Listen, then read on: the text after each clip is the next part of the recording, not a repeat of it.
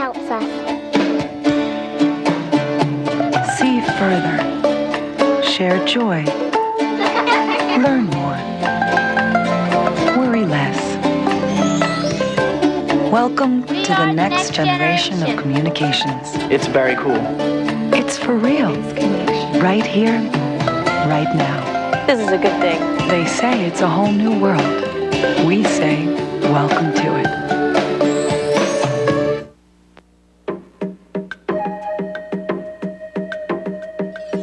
Wow, look at that great giraffe. Children love animals, and they enjoy learning everything about them. That's why your children will love Zoo Books. This exciting magazine for children will bring the most wonderful animals into your home. Animals that do the most amazing things. Your children will meet incredible new animals and read fascinating new facts about them. Just think, 12 big zoo books that will show your kids hundreds of amazing animals, many that they've never seen before. Call this toll-free number now. You'll receive a full year of zoo books. Plus, this stunning tiger poster and animal stickers to put anywhere. And you'll even get this extra elephants issue absolutely free. Call now and start Zoo Books coming to your children today.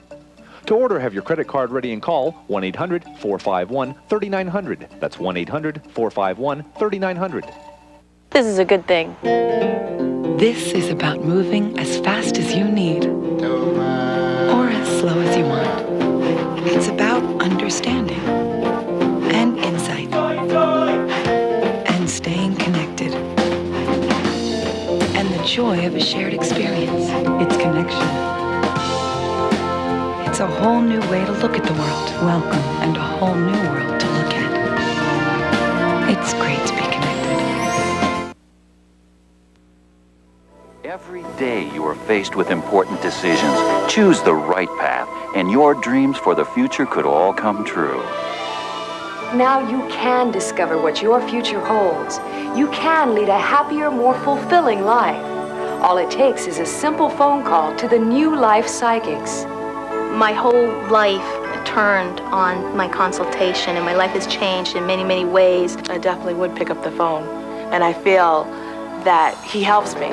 Well, by talking to a psychic, you can get an impartial view of maybe a problem in your relationship or in business. I mean, I could sit here for an hour and tell you all the different things that have been told to me that no one would know, or predictions that have been made that have come true. They can help you in your future, help you get rid of the past. Call a psychic. There's no question about it. The New Life Psychics can be your personal and confidential guide to a brighter tomorrow. Call now for your free reading. From the law offices of Ronnie Lynn Deutsch. Do you owe back taxes?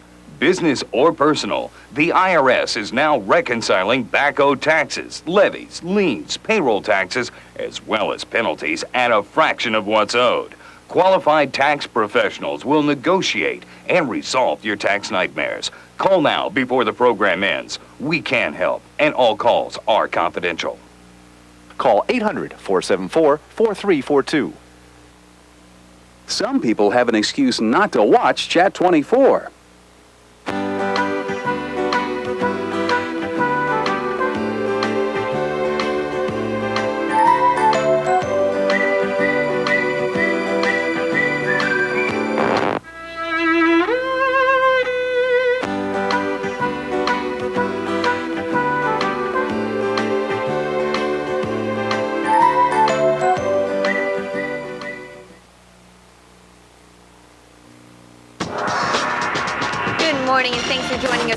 You are watching Chat 24. Today's Monday, February 22nd, 1999. I'm Robin Stevens.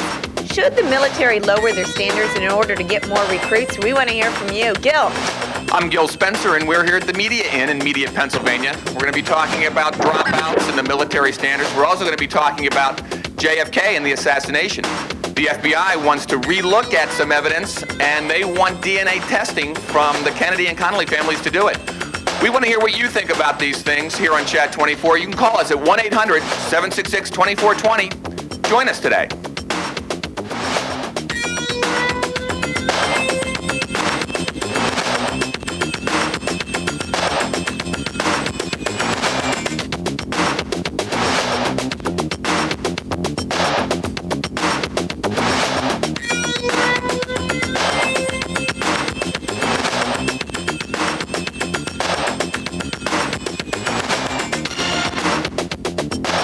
We are back. Thanks for staying with us. Today we're going to talk about the military. Should the military lower their standards in order to get more recruits? There has been a shortfall in the amount of people actually joining the military.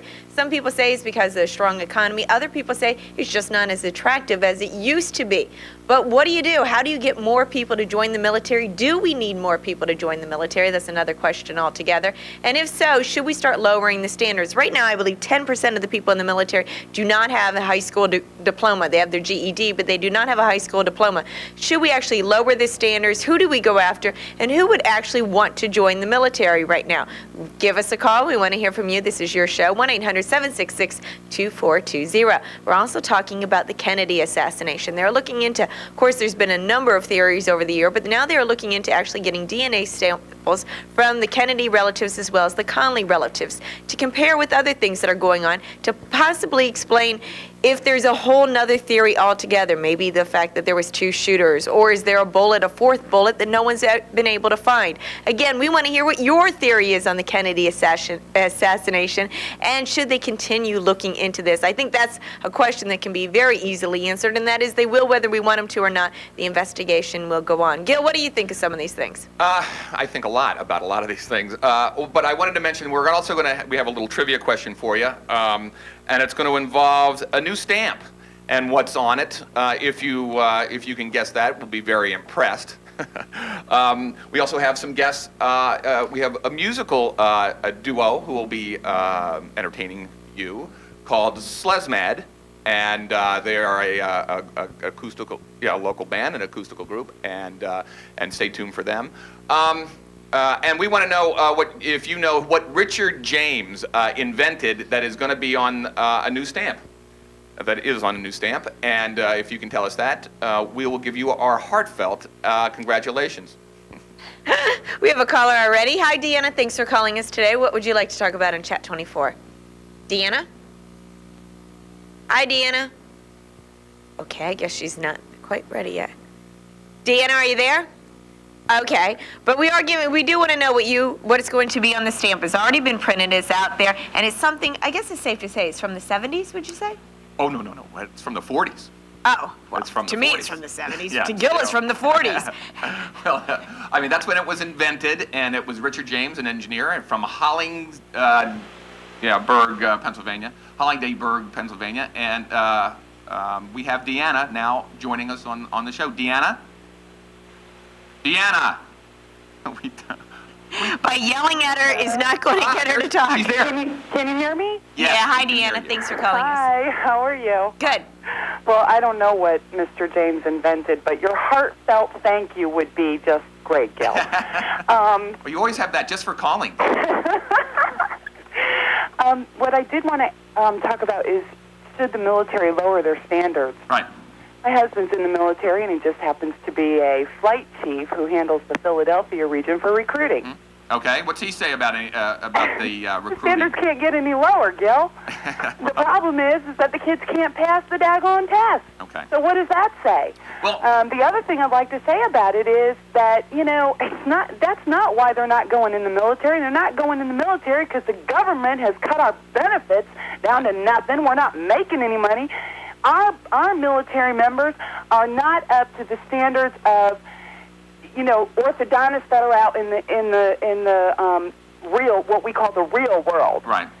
Our technicians are not making the same kind of money. We're not. I mean, our benefits are terrible. Yeah, here one of the things, as we understand it, and is that because of the economy is so good, and that there are other opportunities out there, and the military hasn't sort of raised its pay, raised its benefits to the level of the private economy, you're going to have a hard time getting candidates who want to join, and I think even more than that. I mean, part of it's money, but part of it's a morale problem. And they talk about the scandals, the sex scandals, but I think that really speaks not so much that people don't like the military because of the sex scandals, but the men that would join the military see that it's been feminized in a certain way, that the warrior culture is being pulled out of the military for political reasons, and this is a problem because The only branch of the military that continues to do well in recruitment is the strongest male culture there is, which is the Marines. So you're saying the military's losing, people are not getting as many recruits because they're not as macho, it's not as cool to join the military? I think that's part of it. Yeah, that's a lot of it. You know, and that probably, I mean,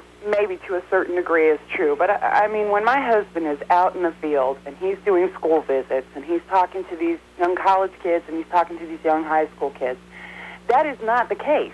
The case is my parents won't let me join because I'm the only son. And we get these phone calls at home. Deanna? From fathers saying, I don't want my son going into the military because of Kosovo, because of Iraq, because of this, because of that. So anytime there's unrest in our country, it's Deanna, really hard stop to get right there. recruits. Deanna, hang on 1 second. I have a louder voice than Robin, so I'm going to cut. We want you to hang on because we have to go to the... Tell us, Robin. Tri-State Media News headquarters for Mike Sigmund's update on all the stories making the headlines around the area. So stay with us. We will be right back.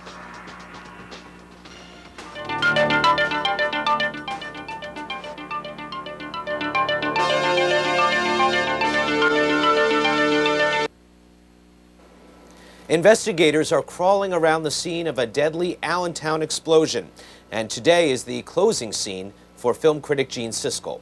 Good morning on this Monday, February 22nd, 1999. This is TSM News. I'm Mike Sigmund. Preliminary damage estimates from Friday night's explosion in Allentown is $14 million, but the largest amount of damage was to human life. 5 people killed and 14 injured. Police on the scene of the explosion at Concept Sciences over the weekend were saying the blast occurred while chemicals were being mixed, but the official cause could take months to determine. The company's attorney says there was another chemical incident in 1997 that did not cause any injuries or significant damage. Devastating damage to cars involved in a head-on crash in Ellesmere, Delaware on Sunday. 1 woman was killed and 2 children injured when a Ford Bronco hit a car head-on Falkland Road just before 10 Sunday night. One of the children was an infant and it was critically injured. The driver of the Bronco was not seriously hurt. The entertainment world today is mourning the death of film critic Gene Siskel, the 53-year-old co-host of Siskel and Ebert's At the Movies television program. Siskel died on Saturday. He had brain surgery in May and returned to work only to take a leave of absence earlier this month. Siskel's funeral is today. His co-host, Roger Ebert, says the two were bitter rivals at first, but became best friends during the 24 years they worked together on the air. The hype is beginning over another on-air event, the first interview of Monica Lewinsky. Barbara Walters snagged that first interview with Lewinsky after receiving approval from independent counsel Kenneth Starr. The program is scheduled to air on March 3rd, but ABC says the air date could be moved up.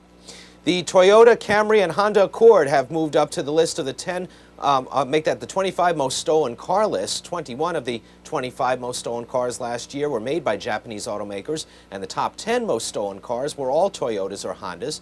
The top of the list includes the 89, 88, and 90 Toyota Camry, 2 Honda Accords, 94 and 90, the 97 Toyota Corolla, 92 Honda Accord LX, 95 Accord EX, 91 Camry, and 96 Accord EX. The most popular American car for thieves was the 1997 Ford F-150 4x2 XL pickup. It was number 14 on that list. The good news, reported car thefts were down 22%. Another decline brings some mixed news in New Jersey. The number of students attending community colleges in that state is down 13% since 1993. But a strong economy and better marketing by four-year colleges may be the reasons the gap in tuition has narrowed, allowing more students to pursue four-year degrees. In sports, the Flyers beat the Penguins 2-1, and a Drexel loss this weekend makes the University of Delaware Blue Hens the top seed in the America East tournament. Delaware finished in a tie for the division crown with a record of 15-3, the first step towards March Madness for the Hens on Saturday. We are in a deep freeze thanks to some strong winds today. We could be experiencing wind chill factors around 10 degrees lower in some areas. We'll be back with another update at 10:57. For TSM News, I'm Mike Sigmund. Enjoy your morning. Are you paying too much for prescription drugs? For eyeglasses and eye exams? Too much for dental care for you and your family? Now, there is something you can do about it. Get the card from Universal Benefit Systems. It can save you money every time you use it. The UBS card qualifies you and your family for discounts on prescriptions, eyeglasses, and dental care. and it's so easy to use. Just present your card when you pay and save up to 40% on prescriptions, up to 50% on eyeglasses and contact lenses, and save up to 30% on dental care. If your insurance lacks coverage, for just $5.95 a month, you and your family can enjoy discounts on prescriptions, glasses, and dental care. And you can't be turned down. Your UBS card is welcome at more than 50,000 pharmacies, vision care stores, and dentists across the country, including Walgreens, Pearl Vision, and many more. Just present your UBS card when you pay, and you get the discount immediately. The potential savings are unlimited, and there are no forms, qualifications, or physicals. One card for the whole family, all for just $5.95 a month. And you can't be turned down. With the rising cost of medical care, your UBS card could pay for itself the first time you use it. Call now for your free information kit and join the more than 300,000 people who are saving money every day. You have nothing to lose. If you're not satisfied, just return the card within 60 days and we'll refund your money.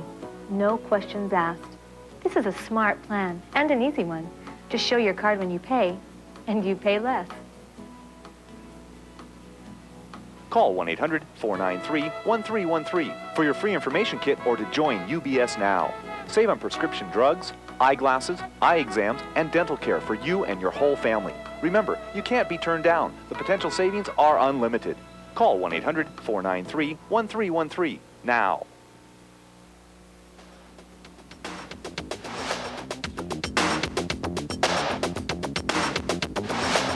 I'm Gil Spencer. We're back at the Media Inn in Media, Pennsylvania, and we're talking about recruiting in the military. And we have Deanna on the phone who can speak somewhat authoritatively on this because her husband is a recruiter. For which branch of the service, Deanna? For the United States Air Force? The Air Force, yeah. The Air Force traditionally hasn't had a hard time attracting recruits. It's just now having a more difficult time. So now tell us, he goes out to the schools, and he says that it's the kids, their parents that say they won't let them join, or well, how does it work? typically the phone calls that we get at night because a recruiter or a recruit isn't going. These are typically the phone calls. He took drugs 2 nights before he was supposed to go for his physical. He didn't pass the test. We've got parents calling. Typically mothers calling saying, well, right now I don't think it's a good time because of the problems in Iraq, the problems in Kosovo. Right. This is my only child. I don't want to lose them. Right. And yet the child's going for an admin job. Yeah. You know, I mean, it's things like that. And it is interesting. The other thing is that these kids just aren't qualified, Gil, and that's the biggest thing, is that they want to go in and do engineering, and they're only qualified to do a cop job. Well, and it would seem to me that with some of the schools that these kids are coming out of, it wouldn't matter much if they did graduate, if they got the diploma. But it would seem to me that the military wouldn't mind just training their own in these kind of cases. I mean, you say they're not qualified, but the military's, I think, strict enough and good enough to be able to train technicians once they get them in, if they think they have strong or good character and they'll do the job and pay attention. Certainly, Yeah. but the thing is that they base whether or not they're going to be able to train you on the score that you get in the original in the test that you take. So if you don't score high, then they don't feel that they're going to be able to train you in that particular field. Well, Deanna, should then they lower the standards on these tests so that they can accept more Absolutely people? not. Absolutely not. I'm sorry. They're low enough. Like my husband said, they've lowered the standards. The standards can't get any lower. they really I think have what over they the need to do is they need to start hiring the standards in the school system so that when these kids take these tests, they're passing. I mean, you would not believe the pass rate. It's deplorable. Oh, well, especially in certain areas in certain districts, it's much different. Absolutely. I And mean, you brought up the fact they that are. parents won't let their kids go because of Kosovo and things like that. But there's always been, I mean, events going on, wars going on, outbreaks around the world. So what makes it any different now? Overprotective parents? Yes. I mean, That's what I'm saying. Do you think parents are more... overprotective parents. I mean, let's face it. If you've got a child who really doesn't have much hope of being able to go to college because of either your income or whatever, this is the best place to go. The military is the best option for a child who really has potential, but unfortunately is not going to be able to afford to go to a community college or a four-year college. and yet the parents will hold the child back, even though the child really wants to go. Well, what's interesting, too, is that the one branch of the military that hasn't lowered its standards, the Marines, is they don't have any problem recruiting. Now, that's a sort of an interesting twist on all this, that the ones that hold, keep the macho culture and keep their standards high, people want to get into there because there's a status attached to the Marines, and it's a whole different warrior culture. We appreciate the call, Deanna. We got to go to Mike in, where's Mike? Yeah. Mike. Hi, Mike. Yeah, I'd like to talk about the policeman Richard Galley in Darby who's being sentenced today. Well, go ahead. We were talking about the military, but... well, this is a little closer to home. I'll say. I'm just wondering how come it seems that the paper, the Daily Times, seems to like crucify this guy. Well, I don't know. I mean, if you have a local cop who has made somewhat of a name for himself, being sentenced or being involved in things that he shouldn't be involved in, that'll get the attention of the local paper. Well, I can understand completely by reading the articles, but it just seems like there was also there was an editor of your paper that was involved in some sort of problems out in Chichester. Yeah. And I read the last article that was in the paper when he was sentenced. Yeah, and in that article, they never mentioned what he pled guilty to. They never mentioned the charges that he pled to. That's I'll tell you. I think you have the difference here. You have somewhat of a double standard. I will cop to that.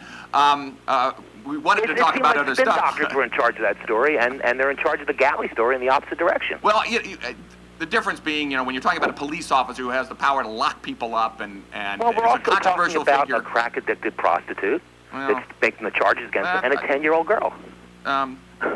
You raise a good point.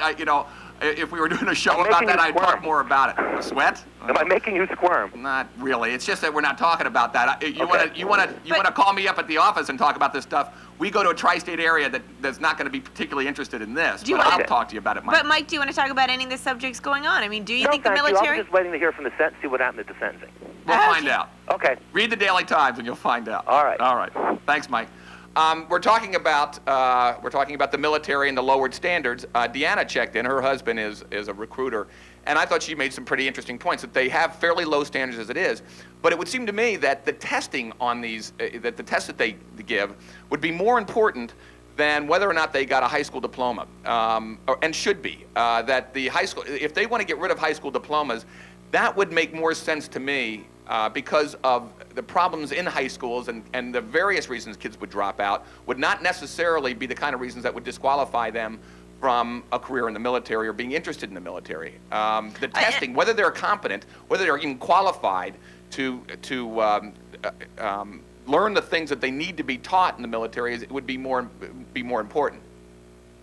I agree with you, Gil. I do think the fact is, the thing is not necessarily anybody who doesn't graduate from high school. They may not be ready to go off to college, but it doesn't mean they're not qualified and ready to go to the military. We have Chuck on the phone. Hi, Chuck. Thanks for calling us today on Chat 24. What would you like to talk about? Hi, good morning. I'm waving at you.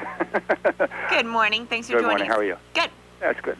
Well, I like to give the military side view. I've been involved in the military myself since January 78. And it's been like a family thing as such. I'm very proud of what my father did, even though it was only for 6 years. He was 101st Airborne, assigned to 1st Army. Mm-hmm. My Uncle Chuck, of course, who I'm named after, as well as Mr. Carl Halpin, along with the T-111 amphibious recon back in the 40s. Okay. They raised the flag on Iwo Jima. Right. My Uncle John, who I'm very proud of, he may not be proud of what he did over in Vietnam, but I stand behind him. He was with the 1st 173rd Ranger Battalion. Okay.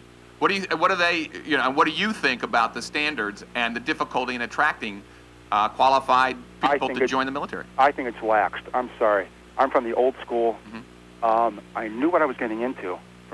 I wanted to join when I was 16, but my dad says no. Right. You get that high school diploma. He goes, I'm behind you 100%. He said, but you get it and go for it. Yeah. So I did. Well, why do you think kids nowadays don't want to join the military? They're not joining. Why? Why? From what I see, and it's just my own 2 cents, I can't give like a military opinion. No, but we want your opinion. Why? One, so many movies misleading the military. I can guarantee that for one. They misrepresent the military? Is that what you're saying? In a way, I feel. There has been a couple of movies out there that have been kind of up to date on the military, but of course, it's the movies, so they have to make it that way. Well, you think they portray them in the military experience in a negative way? I mean, certainly war is not going to be pleasant for Some people would anybody. actually argue that the military or the movies kind of glorify the military, makes a lot of the characters out to be heroes. Right, and according to my uncle John, I mean, and a lot of other people I've spoken to, even in my time in the military, well, heroes like that get us killed. Okay. Well, yes and maybe no. It's one of those kind of things, maybe. So but it's on how we're trained too. I've been all combat related in some way or another since '78, except for one MOS as such, which was transportation. Mm-hmm. But as now, I'm with a scout platoon out of Woodbury and am attending what is called 19 Delta Infantry Scout School up there at Seagirt, and I'm learning more. Yeah. But did you think that today that, and it seems it makes sense to me why a parent wouldn't want their kid to be in harm's way. No parents throughout history have delighted in that prospect. Oh no. But when it comes to the military, we've tried to make the military try to attract people by downplaying what the military is supposed to do, which is defend the country and fight wars. Exactly. We've treated it as a jobs program, as a career move, as a way to get college money, as these kinds of things, and that doesn't seem to be actually resonating with the kids we want to attract. When we challenge the kids, when the Marines say, "Hey, no, we're about killing. We're about being a warrior class. We're about a whole different thing, being something different than what you get in pop culture. Right. We want to do something different." Right. That challenge seems to appeal to a great many kids, and that's why they don't have any problem drawing anybody. But when the military treats itself like a social program, it has a more difficult time. Do you agree with that? I agree with you, but the thing is, and as I said, I knew what I was getting into when I joined, and it's got to stem from the heart. I'm sorry. Yeah. The heart, and yeah, you got to have smarts as such to get into the military, Army, Air Force, Navy, Marines, and you can learn. You can go to school, night school, all that kind of stuff. Yes, the fundings and everything is there. When I give talks and seminars, I gear it to the kids to get the kids off the streets. Myself, I have never been involved in drugs. Never. But it's an odd thing. I mean, to say that the military should be there as a, getting kids off the street program. Right. It seems totally wrong-headed to me. I mean, what you want to do is you want to challenge the kids that want to fight wars or can be at least trained to fight wars and will buy into the culture. Well, like you were just kind of emphasizing on, that's what I gather. Yeah. I mean, yes, kids and even adults have asked me, well, have you killed anybody? Have you pulled the trigger? Yeah. I won't really get into it, but it's part of the military. If you're called upon, you sign that infamous dotted line, right? Mm-hmm. Yeah. All those dotted lines. And again, Army, Air Force, Navy, Marines, when it comes that time to serve your country, to protect our land, or whatever the case may be, and then all of a sudden you got parents turning around and making calls to their congressman because their daughter or son is saying, "No, I'm dead. I don't want to do this." Yeah. Well, unfortunately, Mike, we have to wrap you up. Thanks for calling us today. We want to tell Trent to stay on the line. Or Chuck, I'm sorry. That's okay. Thanks for calling us today. We want to tell Trent, though, to stay on the line. We will be with you in a minute. We're going to take a short break, and we are going to go out with the sounds of Slezmad. Okay, no, we're not, but they are going to be on in just a couple minutes, so it gives you something to look forward to. They're going to be up in just a couple minutes, and you'll be able to hear them. Stay with us. Chat 24. We'll be right back.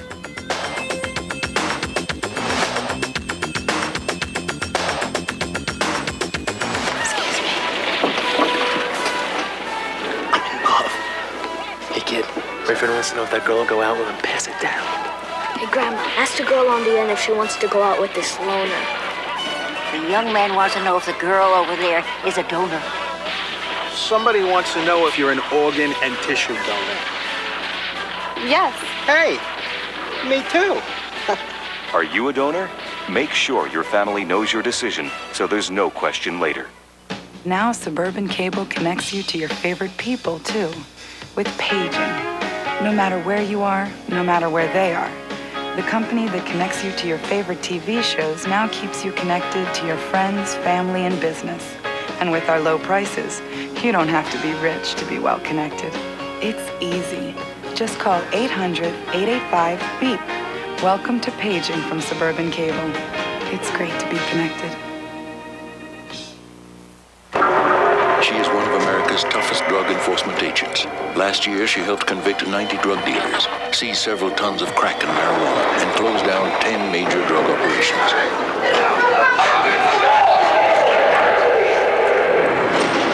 She is a 68-year-old grandmother named Irma. She set up a community drug watch that is not only changing her neighborhood, but its future. There are many ways to help in your community. Call the Points of Light Foundation. Do something good. Feel something real. Order the movie. Ma, I need to tell you another way Greg is so popular. Honey, your father and I are about to watch a movie. Can we talk about this later? Yeah. Shut the door, please. Just get up. Come in. Mom, you've got to read this for my class trip tomorrow. The movie's starting. Put it on the kitchen table. Mom. Yes. I don't have any clean underwear. Mom.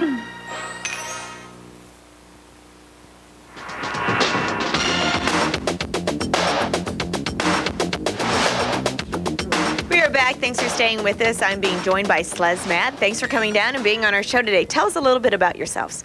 We've been singing together for about 5 years, and this is my hometown. It's Media. I was raised here, and Barb's from Cherry Hill. Barb plays the piano and percussion, and I'm the singer-songwriter of the group, and I play guitar. Barb, tell us about your music. How would you describe it?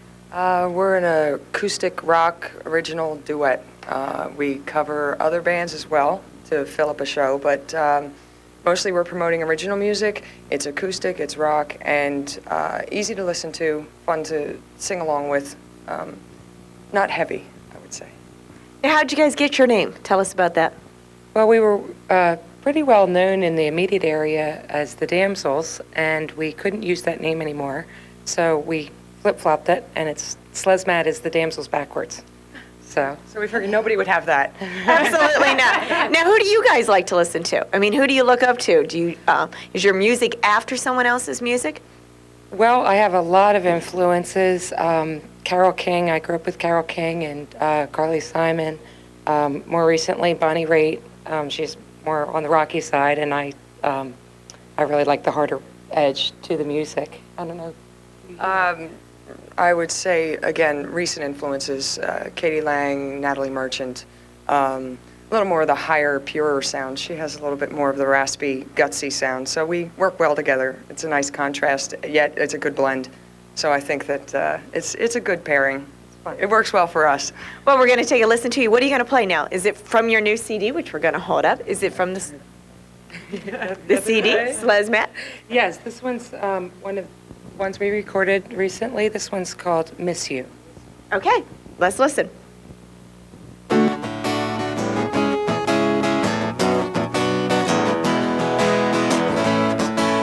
baby went away. Other friends have their plans.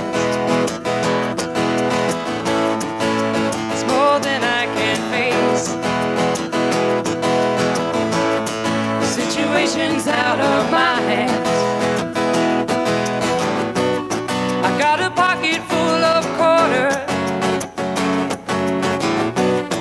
to save me from myself.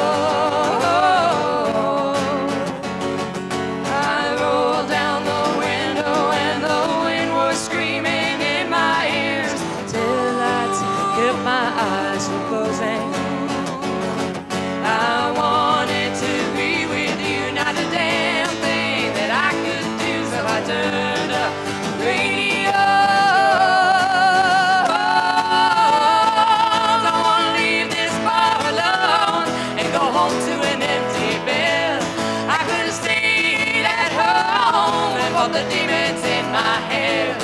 So along the streets I drove, just to occupy my time with all the bartenders' jokes, so you can get you off of my mind.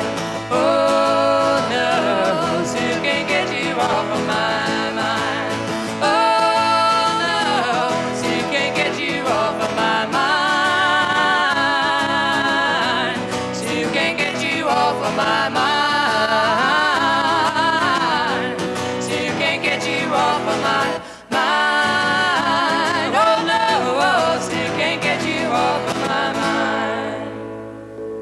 Excellent. Wasn't that nice? Very Thank nice. you very much. That was terrific. We'll be hearing from SLESMED and as we go on. Are they going to go on? we'll come back to another song. in a Here's minute. nice That was job with you, terrific. Gil. Yes. We have Trent calling. Trent? Yes. Hey, go ahead, man. Are you? What did you want to talk about today? Well, you were talking about the military That's right. and the lower standards going into the military. Right. And to give you a little insight, I spent 3 years as an Army recruiter, Mm-hmm. and so I probably have a little bit more insight than you do about it. I'm sure you do. Go ahead. First of all, you were talking about the fact that the Marines have a higher standard. They don't. They don't really have a higher standard. You got to realize they're recruiting from a much, much, much smaller service than any of the services. So when you say they have a higher standard, yeah, to a certain degree they do because they don't have to recruit that many people. Okay. When you're talking about the other services, you're talking about hundreds of thousands. Well, yeah, but are you saying they do have a higher standard, but it's easier for them to fill it? Yeah, probably. All right, probably because is. Okay. Also, you got to understand too, though. I mean, when you say that, I can be picky. I can step back and choose from whoever I want to choose from. Plus, they have a higher advertising budget than the other services do too. Okay. So you've got to look at those things and say, well, those are things that would cause someone to want to join a smaller service. Your potential for promotions, things of that nature are much lower. Are you saying that the Marines don't enjoy a sort of a higher visibility and more respect than the rest of the military, the Army, say?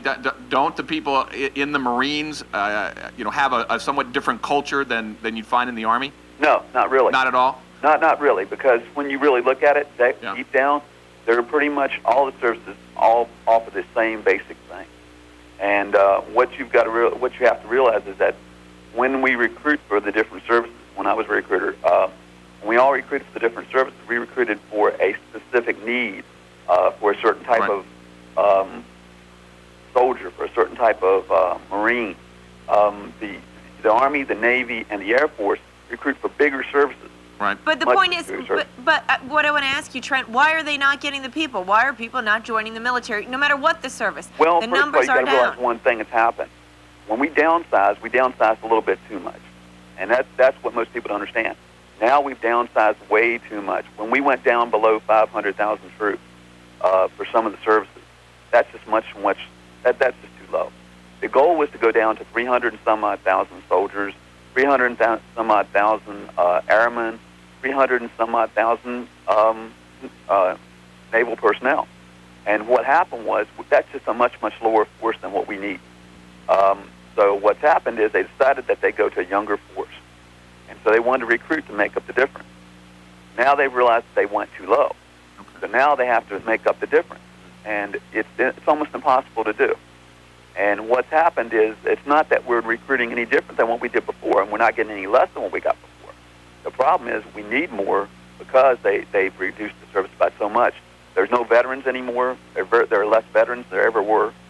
Yeah. We're relying more on a reserve force as opposed to an active duty force. Okay, thanks for calling us today, thanks a Trent. lot. We have John on the line right now. Hi, John. Thanks for calling Chat 24. What would you like to talk about? Hi, Robin. I want to talk about the military. And by the way, Gil, you're wrong. The Marine Corps has raised their standards and lowered them, the same as every other service.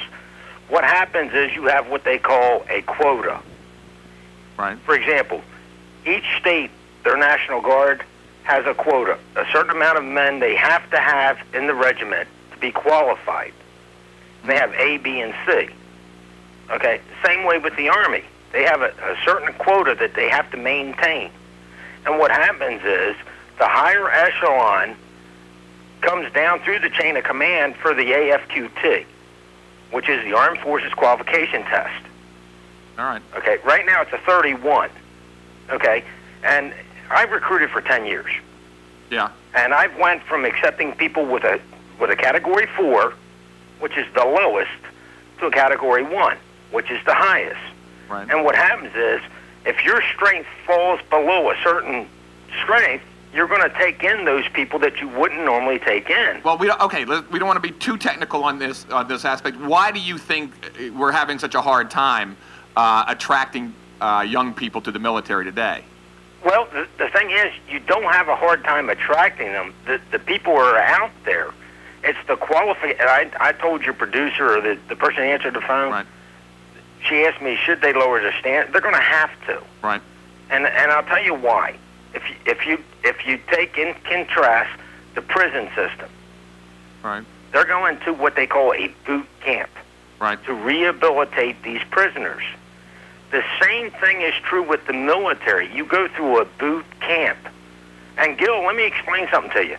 You take a guy who's a high school graduate, or a high school dropout, or a college student. Right.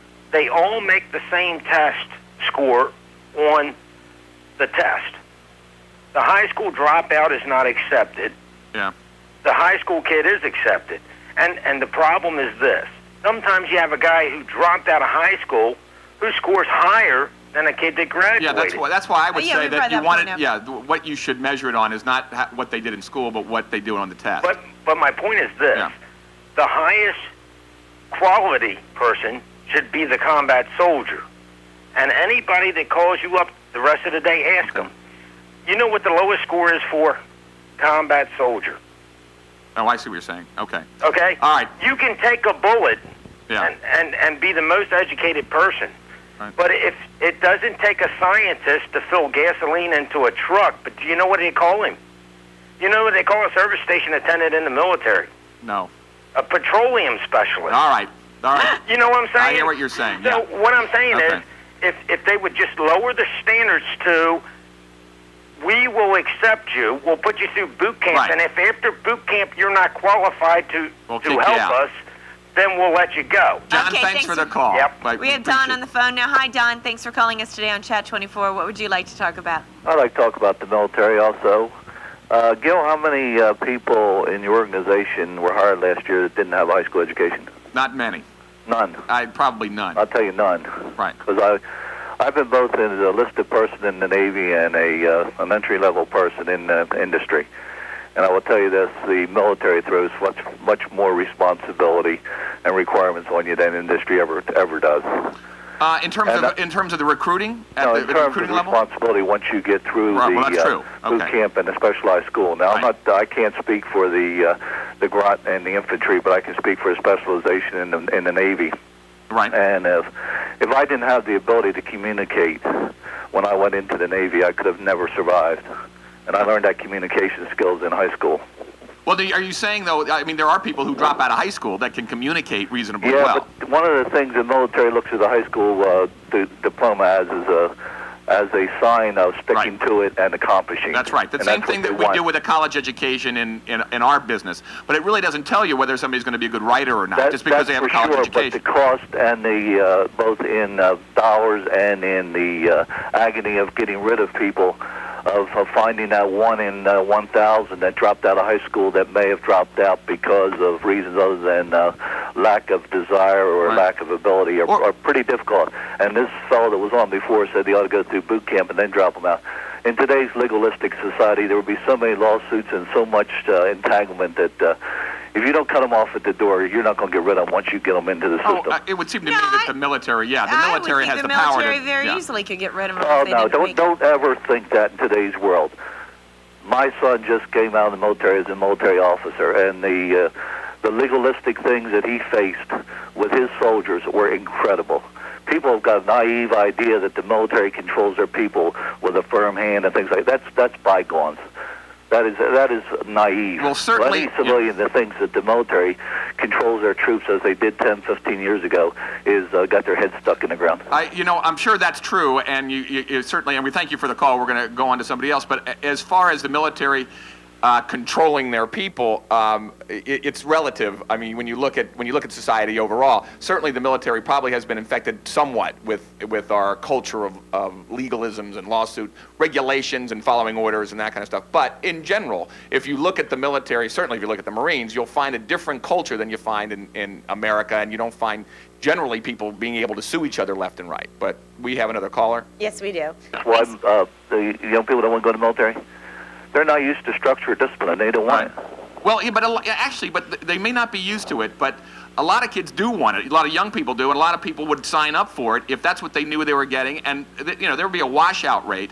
But that's what happens in the military. And when you soften the military to keep more people in it, you keep a lower class of talent in there that need to be pampered in some way or can't live up to the rigorous standards that are there. I totally agree with you. That's what I was talking about earlier about as far as controlling the people. It's a lot different today than it was in the past. We appreciate thanks the for call. calling us today. Thanks. We have another caller on the line right now. Hi, Paul. Thanks for calling Chat 24. What would you like to talk about? Oh, the military. Back in 1949, I went in the service. Went to Korea, spent a couple of days there, got shot, came back in the hospital. Then I went to Virginia, became a basic training instructor. And in the year and 5 months that I was basic training instructor, I saw how the standards were lowered from when I started until I got discharged. And as far as I'm concerned, it's terrible what they did. Then that was back in the 50s? And you're saying they were lower then? Right. Do you think they're even lower now? Well, I don't know. I know my son-in-law was in the Air Force, and he cried and he got out. He cried and got out? Yeah. So how do we go about getting people? Gil brought up, I think, a very good point. Well, has the machoism changed? I just talked to a guy 3 weeks ago, and he enlightened me a little bit on some of this stuff. He claims that today, when you go in, you get paid, and then they take out so much for medical and so much for uniforms. But when I was in, they gave you uniforms and they gave you medical. Yeah. So the incentives aren't there. Right. The perks aren't there. Right. And so do you think that a lot of people, especially people in school, that they're starting to think that the private sector is better? See, this is my problem. I think the the military's come across with this new campaign over the past couple of years that it's a career goal. It's something to do. It's a way to have a career. Well, if you're the person sitting in high school and you want to have a career, you're going to go to college.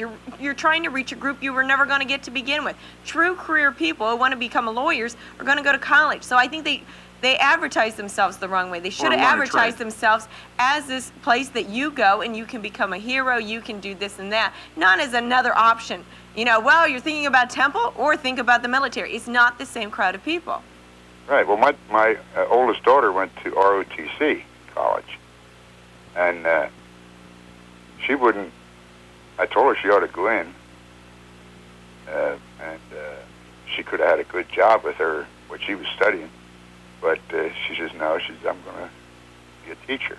Well, and that's the thing. It would seem to me that we shouldn't be encouraging people to join the military in general as a great career move. Now, during the depressions or during recessions, military recruitment goes up, and it makes sense because there are not many opportunities out in the private sector. People will join that. There will be a give and flow with that, and you would expect military recruitment to go up during those times. We thank you for the call. We want to go to who's in Aston? Oh, it's Bud. Hi, Bud. Are you there? Yeah, I'm here. Hi, Bud. Can you hear me okay? Yes, we can. Good morning, Gil, and the very lovely Robin. Right. Hi, Bud. Thanks for calling. The two things I want to talk about is the military and assassination of Kennedy. Yes, go ahead. Okay, I definitely am opposed to lowering the standards for the military. And if it's necessary, I believe that as much as people would be against it, if we have to keep our manpower supplied to defend this country, I think we should start the draft for 18 to 20. 2 years in the service, I don't think it'll hurt anybody. Yeah. And a lot of these young kids coming out that can't find nothing to do, it'd be a wonderful thing for them to, be able to have a chance to learn something without hardly any expense on their own. Yeah, it's interesting. You know, the last time we had a draft, we had a war and we had great marches on Washington because of it. In fact, it wasn't so much, according to some people, it wasn't so much an anti-war demonstration. It was an anti-draft demonstration. Once they cut off the draft, there weren't any more demonstrations. So once you had a volunteer army, you didn't have the political problems that go along with that. When we're in peacetime, people don't mind being drafted for service, or people don't mind, doing what their country requires and getting paid for it. And I think national service is not a bad idea. I could be talked into that. But when there's a possibility of being put in harm's way, that's when people start. Well, I don't know if this is such a good idea after all. That's the whole thing about. I don't blame them. I can understand it. Well, that's the whole thing about defending our country. That's what if it is a point of defending our country. Now, I don't agree on this stuff where Clinton sending all these guys all over the world.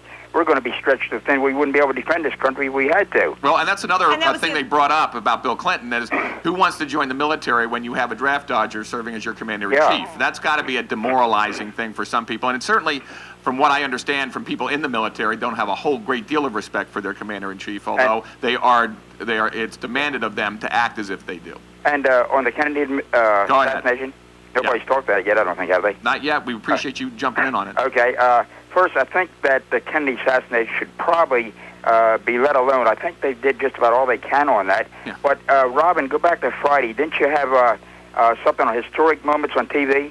Yes, we did, and that was the number one. Yeah, that itself was the number one, but you didn't actually see that happen. I think that was already on film and later on, right? Right, but I think people thought of it when they said the most memorable moment is something they watched, whether it's on CNN. I'm going to tell you a more historic moment than just about anything that ever happened, and that was the assassination of Lee Harvey Oswald by Jack Ruby right on TV as it happened. Do you remember that? No, I don't. And that wasn't even on the list. She's too young. That's right. That wasn't even on the list, was it? No, not at all. And that happened right on live TV. Do you remember it, right, Gil? Yeah, that's exactly right. They got him coming out of the in the hallway, like with the guards right around him. And in came Jack Ruby and let him have it. Yeah, I was surprised that wasn't one of the very top ones on that list Robin had there. But you think that when it comes to the Kennedy assassination, the fascination that still seems to exist around it, and now the FBI wanting to look at DNA evidence and investigate. You think this is just more of an old? Why not just let it go? Yeah, I think it's just maybe make another movie out of or TV show or something like they already had, and I think it should be let alone. I think they've done about all they can on it. To tell you the truth. I think so too. But I appreciate the call. Okay, nice to hear take care, from you guys. again. You too. Bye. The Kennedy assassination. I know the statistics. Something like 75%, maybe 80% of the people in this country believe that he was the victim of a conspiracy and all kinds of ideas of who might have been involved in it. A guy named Gerald Posner wrote a book called Case Closed. I only read reviews of it because I've never been fascinated with the Kennedy assassination. I would have thought after all this time, if the government were in some way involved in it, we would have found out about it, because this is a government that's not very good at keeping secrets. But we love... And a media that's good at discovering secrets. I mean, when people have information, they get it out. Well, we have a poll right now. We're going to put it up on our screen. Yes, 10%. No, that leaves no, 90%. Give us a call. We want your opinion. 1-800-766-2420. We're talking about the military. Should they lower their standards? So far, all our calls say no, that they shouldn't lower their standards. But we want to hear from you. And if so, give us a reason why. And the question is, too, we talked about how they advertise. I think that's part of the problem. But I agree with you, Gil. In the Depression, that's when people thought, well, the military was a great choice, possibly the only choice. But when the economy's a little stronger and things are going well and going a little bit better for people, I think the few people that were on that fringe, they maybe couldn't afford it, they can at least now afford a community college, afford to go to college. And when the military is promoting themselves as a career opportunity, I think it's the wrong way to promote themselves. But we want to hear from you. We are going to go to Mike Sigmund now. He's at the Tri-State Media News headquarters, and Mike is working on all the stories making the headlines across the area. So stay with us. Chat 24 will be back in just a couple of minutes.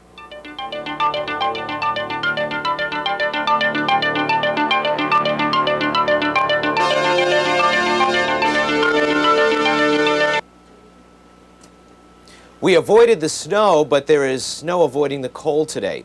And New Jersey's governor may not be able to avoid a run for the Senate. Good morning with TSM News. I'm Mike Sigmund.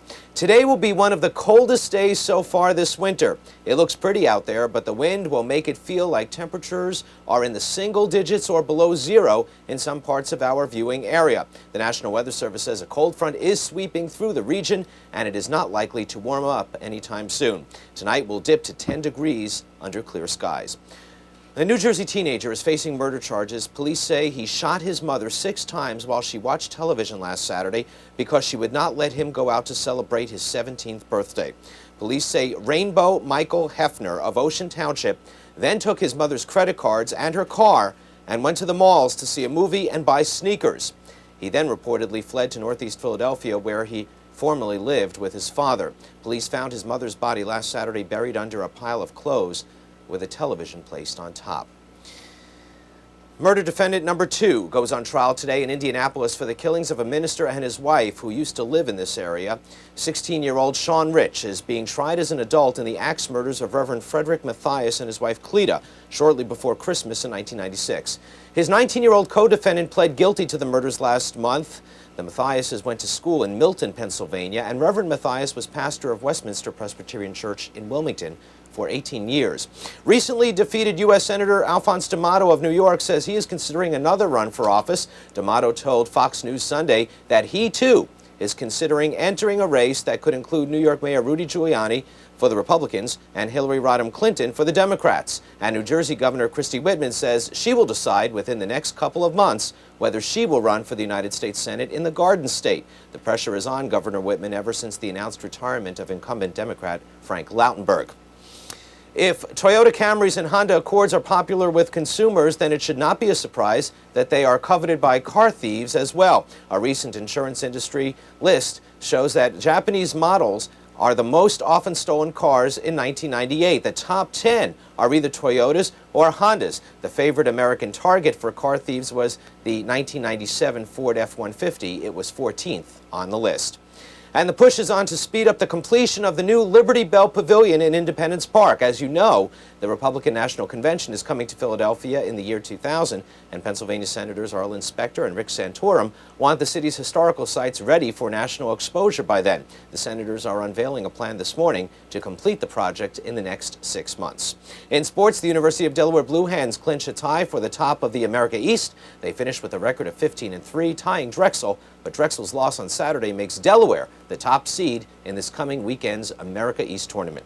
Another update in about an hour. For TSM News, I'm Mike Sigmund. Have a good morning. 2 world wars, Korea, Vietnam, Desert Storm. Over the years, the Air National Guard has fought many battles, but some of the most important battles we fight are with the elements. Delivering food, clothing, medical supplies, rescuing the stranded in communities just like yours. The Air National Guard.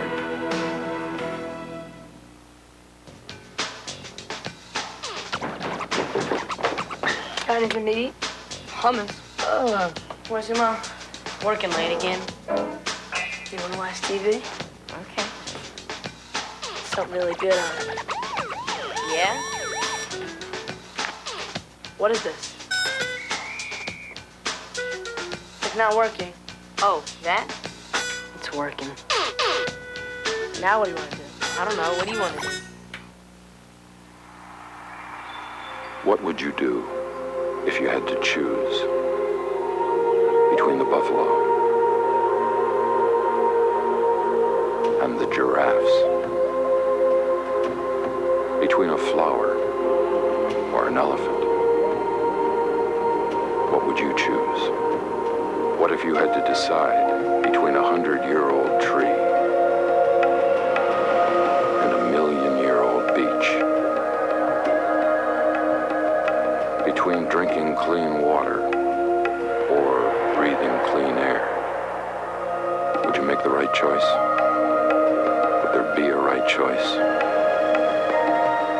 Now there's a way to help. Not just one, but all these things. EarthShare, the world's leading environmental groups working together. It's one choice we can all live with. Ask your employer about workplace giving.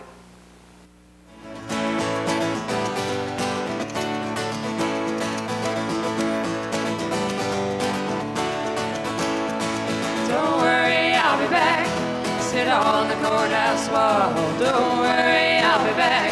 We'll smoke the law, but I'm not looking back. When the morning breaks the sun, I'm not looking back. I gotta be someone. We are back, and that was SlezMad. Thanks for staying with us. You are watching Chat 24, and we will hear more from them later in the show. We're talking about the military. Should they lower their standards? We want you to give us a call and tell us what you think. 1-800-766-2420. You know, Gil, you have to wonder, too, has the media done more exposure on the military over the past couple of years? I mean, years ago, when a lot of people were applying and getting recruited and going into the military, the press wasn't out there watching quite as closely and doing all these exposés and in-depth stories on the military and what goes on at military bases. But now it's not uncommon to see a story on 60 Minutes in 2020. Do you think that is reaching a certain audience, even if it's not the students in high school, but it's reaching their parents, that maybe parents now are doubting if the military is all that and everything it's cracked up to be? There certainly is. There certainly have been lots of stories. One of them, one of the most famous recently, was the tailhook scandal. And then there are other stories. Just recently, 60 Minutes had a piece on the flyer who hit the cable in, I think it was Italy, wasn't it? Italy? Yes, yes. And all those people died. Well, it looks as if, and certainly 60 Minutes took the position that this guy might be getting railroaded for political reasons. And it seems that there is no doubt that the military has been more politicized in the last 20 years than than it has maybe in the past. Now, of course, politics are always going to play a part in the military, but the combat soldier and the guys in the military who have sort of see double standards going into place. You see a certain corruptibility of their leaders playing to the politics of the situation as opposed to sticking up for them. That's unnerving and demoralizing. And when it comes to the feminization of the military, that's another issue. So there are there's a confluence of factors that add to this problem, such as it is, and it won't go away anytime soon. The culture is changing, and the military culture is going to change too. It seems the one that doesn't change the most maybe it's not changing as fast as it needs to. Well, that's the issue. I mean, do you really is want their to change culture it? changing, and is the perks and the incentives out there up to the perks and the incentives you get in the private sector? We have Jeff on the line. Hi, Jeff. Thanks for calling us today on Chat 24. What would you like to talk about? Well, the military man who served his country has very seldomly ever been compensated for what he does reasonably. Your enlisted man typically has always been treated as a second-class citizen, and so has his family. The risk of life and limb versus any compensation is almost laughable. If we lower the standards, we're saying to every American, do you want to be protected less well? We watch our politicians saying, if you want good politics, you've got to pay our politicians better. We just watched a massive pay hike for our senior executive in Newcastle County, and the idea is you have to pay the money to buy the good help.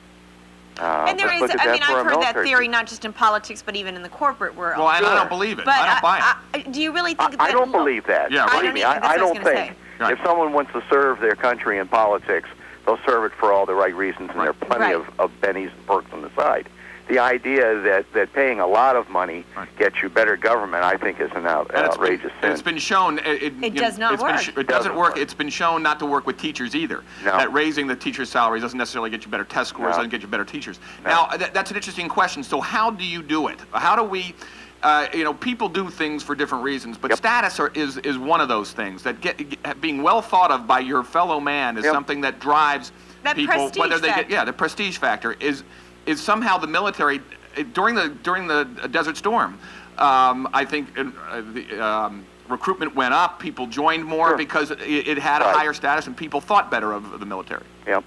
Do you think that what would you recommend that be done in order to heighten the reputation of the military and to draw? I think it starts with our government. On Veterans Day, they talk highly of the veterans in service, and the rest of the year they shorten the bases, they cut the salaries, they cut the benefits, they cut the ability for a family to exist on a military base. And it used to be the PX, at least they could afford to eat and clothe their family better than out in the common market. Yeah.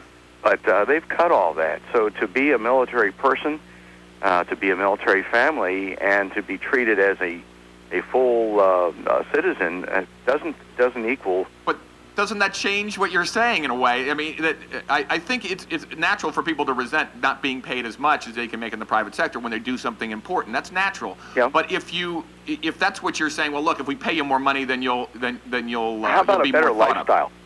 Maybe. Okay. I think if you Yeah. drop And there is some let me ask distinction you a between real salary simple, and lifestyle. straightforward Go question. ahead. I've been shot at for a living in the service of my country. Okay. And the bottom line is, would you like to be in the foxhole with a guy that got let in Yeah. and can't clean his rifle? Yeah, I just state that as a straightforward case. Yeah, I trust the military enough, basically, to if they let them in, that they'll train them to clean his rifle. That can be done, and that some people can wash out if they're not worth being in a foxhole with, or you're not trustable. But I mean, that's going to happen. That can happen in any culture. Sure. But it seems to me that the military, I mean, yeah, they don't talk enough about foxholes. They don't talk enough about the esprit de corps, and you don't really, talking about it doesn't get the job done, but being concerned about it. Mm-hmm. And gays in the military, and all kinds of other issues of treating the military as if it's a jobs program instead of a force to defend the country and to wage war, seems to me, false advertising. It is. Oh, absolutely. Okay. Absolutely. We've got to describe the job, select the people for the job, and pay them accordingly. Pay them accordingly, and make it a winning program, not the least possible expense. Yeah. Well, Good point. That's a good point. Thanks for the calling call. us today. We're going to go to Anne Marie. All Hi, right, Anne Marie. thank you. Do take care. Okay, you too. Bye Anne for Marie, what would you like to talk about today? Oh, good morning to all of you. Good Hi, morning. Anne Marie. This thing that you're talking about right now, the way you're speaking right now is that all the Vietnam guys who were in Vietnam, and they were drafted. So you're telling me now that because they didn't have a high school graduation because it was a draft. They didn't have if they didn't finish high school, they were still drafted. I mean, what is the difference here? I mean, I mean, shouldn't we be bringing back the draft and getting the kids? Maybe the jails will be lessened. I mean, you got to realize 20 years ago, there is no draft over 20-some-odd years. Yeah. Well, So and that's maybe, kind of a you whole know- other argument, a whole other show, whether or not we should bring back the draft. Well, you're talking about that. You're saying what is the difference? The Well, why- Vietnam no, guys the who were point of- drafted, half of them did not have a full education, and they went out and fought for the country, and they came back or they died. So what is the difference of the two today? I mean, I personally think the draft isn't in, and I personally think the military is not doing their job. And What do you mean by that? What are they not doing? An ability to get there. You know what I'm trying to say? It's the teaching ability is not there like it was years ago. The boot camp is not like it was years ago. They lighten up on a lot of things. So whose fault is that? Well, part of the See, I reason don't they've think they lightened up necessarily- is to They changed. well, they've changed somewhat to incorporate women into the ranks. That they've lowered standards in order so that women could do things and pass things that they would normally physically be able to do. And so instead of having two people being able to carry one person drag a body off the battlefield, they've changed the standard to make it two because a woman couldn't do it. Now that's a different issue, but I think it does speak to the morale issue in the military, that when they see that standards are being changed for political reasons, not for battle reasons, not for military reasons, but for political reasons, that has a way of demoralizing the troops and saying, this isn't where I want to be. I don't want to trust my life to somebody who we have to lower the standards to let in, who can't drag a body off the battlefield. It makes no sense. And that's just one of the things. There are other things. I think that the pay issue is some of an issue when it comes to our naval, Army and naval aviators and our Air Force pilots. Had a very hard time competing with the private sector. They didn't pay enough, and they were flocking out of the military in order to take advantage of jobs that were out there because the airline industry was booming, and there were a lot of jobs to be had. So a good economy will drive a lot of this and change the way that the military has to conduct business.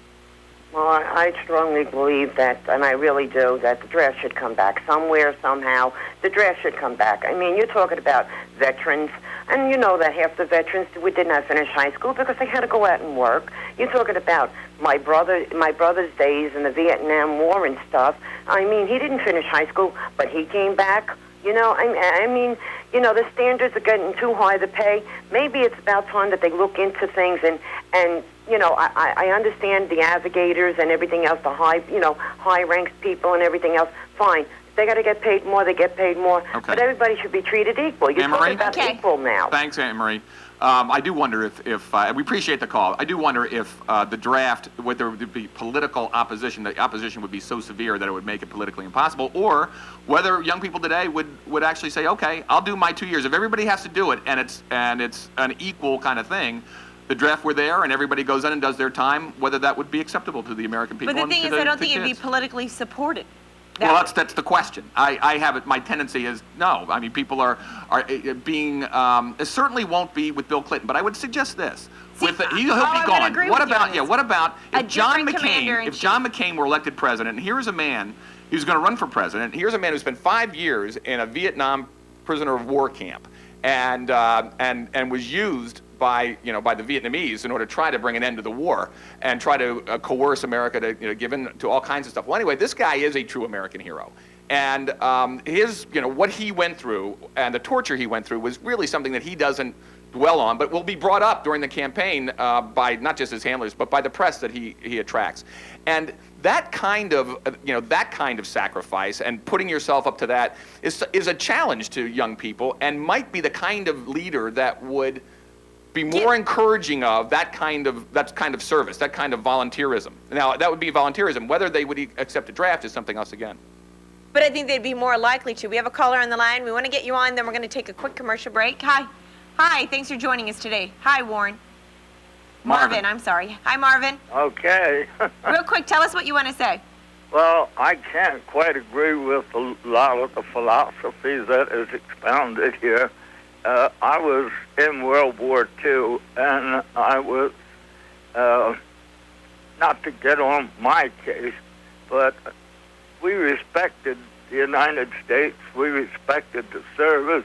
We loved it. It doesn't matter whether you were drafted or you enlisted or it was the Army, Navy, Marines, or what. My mother and father had 8 children in the service.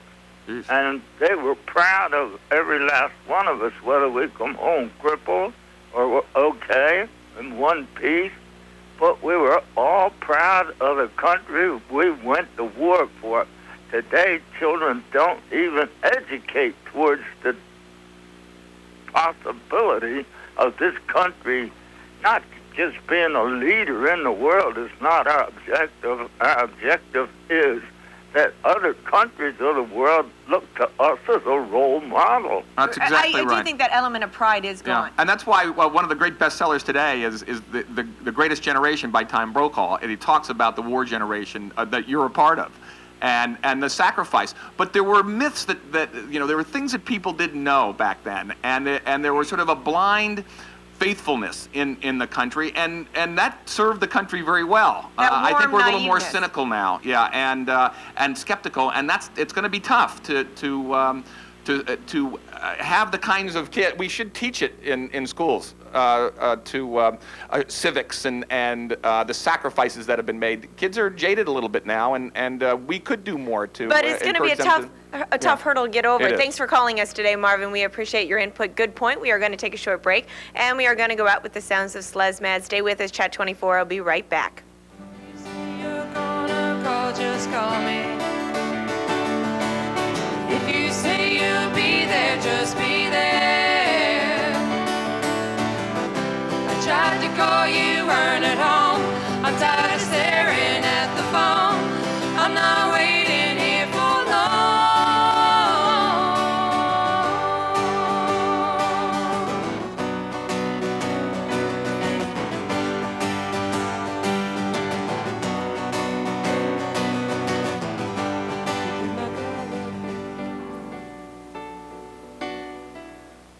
Here's how you can more than double your current life insurance coverage without paying 1 penny more than you are now.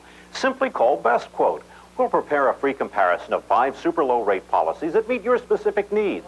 Best Quote's computer network continuously surveys the nation's top rated insurers to save you up to 70% and more on the term life coverage that safeguards your family. Consider this. Right now, a 35-year-old male can get $250,000 coverage for about $11.90 a month, 10 years guaranteed. A 40-year-old male would pay just $16.02 for the same amount of coverage, 10 years guaranteed. If that's less than you're currently paying, call Best Quote today, and we'll prepare and rush to you a free rate comparison detailing 5 policies that meet your family's needs. Call Best Quote today or visit us on the web at 800-557-1485. No obligations, no hassles, simply the best insurance at the best rates. No salesperson will ever call you. Call now.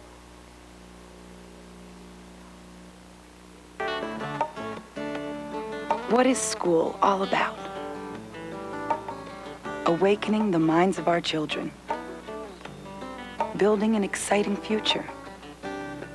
Inspiring exciting ideas. That's what school's about. That's what cable in the classroom is all about too. And that's why Suburban Cable is proud to connect schools in our community free of charge. It's great to be connected. 2 world wars, Korea, Vietnam, Desert Storm. Over the years, the Air National Guard has fought many battles, but some of the most important battles we fight are with the elements. Delivering food, clothing, medical supplies, rescuing the stranded in communities just like yours. The Air National Guard.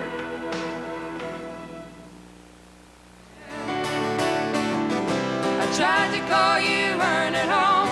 I'm tired of staring at the phone. I'm not waiting here for long.